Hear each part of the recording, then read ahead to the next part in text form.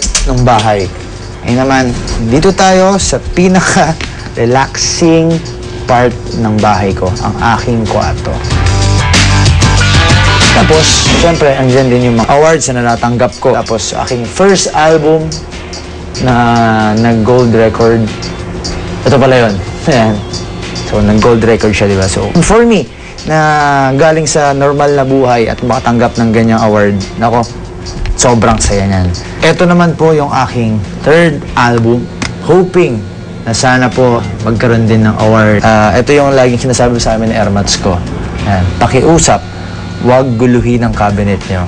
So it means na kapag andito ako or yung kapatid ko, magulo tong kwarto. Actually, kaya lang malinis sa dahilan dito kaya. Ayan po. At ito naman yung ilan sa mga collections ko ng mga caps actually. Fedora, different kind of hats. Ito yung tinatawag nilang wangbu. Mahilig akong magsuot ng sombrero kapag pumaporma. Or kaya naman pag sumasayaw. No? Lahat po ito, nabili ko to. Itong mga sapatos na to.